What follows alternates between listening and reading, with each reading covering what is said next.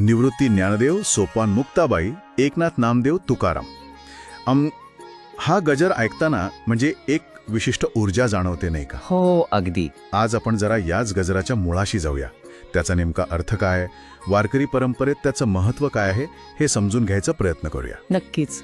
व्हिडिओमध्ये आपण ऐकतो सुरुवातीला पुंडलिक वरदे हरिविठ्ठल श्री ज्ञानदेव तुकाराम असं कैसे येतंय, बरोबर. आणि मग मुख्यत्वे निवृत्ती ज्ञानदेव, सोपान मुक्ताबाई, एकनाथ नामदेव, तुकाराम ह्या नावांचा एक लयबद्ध घोष सुरू राहतो सतत.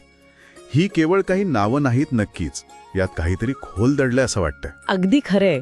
म्हणजे हा गजर म्हणजे निव्वळ नावांची एक माळ नाहीये. ही वारकरी संप्रदायाची जी संत परंपरा आहे ना, त्यांचं ते एकत्रित आध्यात्मिक धन आहे असं म्हणायला हरकत नाही. ही महाराष्ट्रातली एक खूप मोठी भक्ती चळवळ आहे. केंद्रस्थानी अर्थातच विठोबा. आणि ह्या गजरात बघा, सुरुवातीला ज्ञानेश्वर महाराजांची भावंड आहेत. त्यांचे गुरु निवृत्तीनाथ, स्वतः ज्ञानेश्वर महाराज, सोपानदेव आणि मुक्ताई. अच्छा, म्हणजे सगळं कुटुंबच. हो. आणि मग येतात संत एकनाथ महाराज, संत नामदेव महाराज आणि जगद्गुरु तुकाराम महाराज.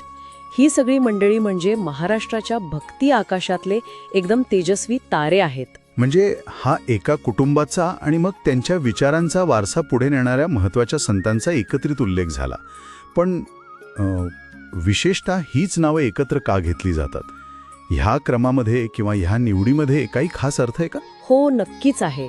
ही निवड आणि हा जो क्रम आहे ना, तो विचारपूर्वक केलेला दिसतो. बघा, निवृत्तीनाथ ज्ञानदेवांनी भक्ती मार्गाचा पाया रचला. त्याला एक तात्विक आणि भावनिक उंची दिली.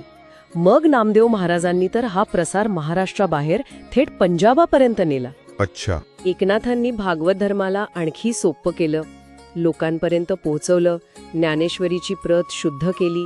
आणि तुकाराम महाराजांनी तर अभंगांमधून भक्तीचा कळसच गाठला.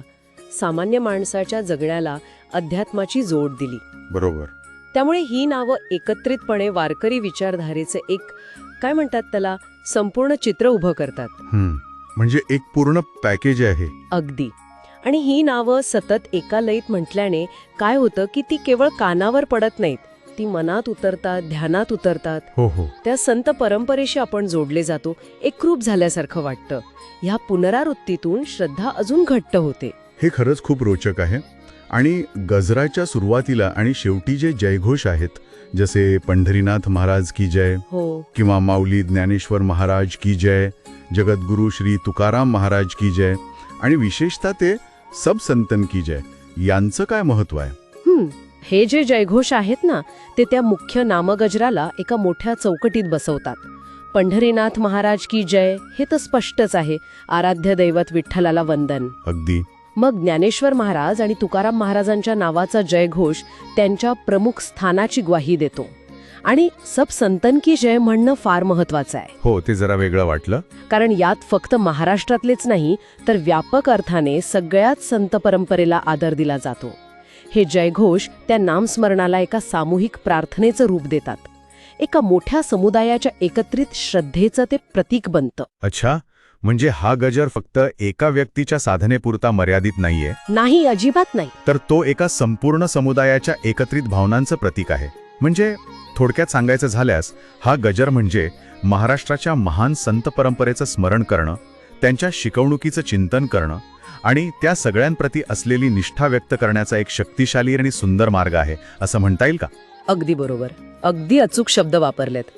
आणि यातून अजून एक गोष्ट पुढे येते. काय? ती म्हणजे हा साधा वाटणारा गजर ऐकणाऱ्याला फक्त एका आध्यात्मिक परंपरेशी नाही, तर एका मोठ्या सांस्कृतिक प्रवाहाशी जोडतो.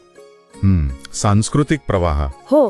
या नावांच्या सामूहिक गजरातून केवळ वैयक्तिक श्रद्धा वाढत नाही, तर एका समूहाची म्हणजे एका समाजाची एकत्रित ओळख, ज्याला आपण कम्युनिटी आयडेंटिटी म्हणू, ती अधिक घट्ट होते. बरोबर आहे. पिढ्यानपिढ्या हा वारसा कसा जपला जातो आणि पुढच्या पिढीपर्यंत पोहोचवला जातो, याचं हे एक उत्तम उदाहरण आहे. हा केवळ शब्दांचा उच्चार नाहीये, नाही, एका परंपरेला जिवंत ठेवण्याचा तो एक सामूहिक प्रयत्न आहे. खरंय. आणि जाता जाता एक विचार करायला हरकत नाही. आपण शब्दांच्या अर्थावर बोललो, परंपरेवर बोललो, पण त्या गजराचा जो एक विशिष्ट नाद आहे, जी लय आहे, जी अनेक जण एकत्र येऊन गातात, तेव्हा जी एक ध्वनी ऊर्जा निर्माण होते, हो, ती जाणवते खरं तर. बरोबर. त्या केवळ आवाजाचा माणसाच्या मनावर आणि श्रद्धेवर शब्दांच्या पलीकडे जाऊन काय परिणाम होत असेल, ती एकत्रित सांगीतिक अनुभूती त्या आध्यात्मिक परंपरेला अजून कशी सखोल करत असेल, हा एक विचार करण्यासारखा मुद्दा आहे.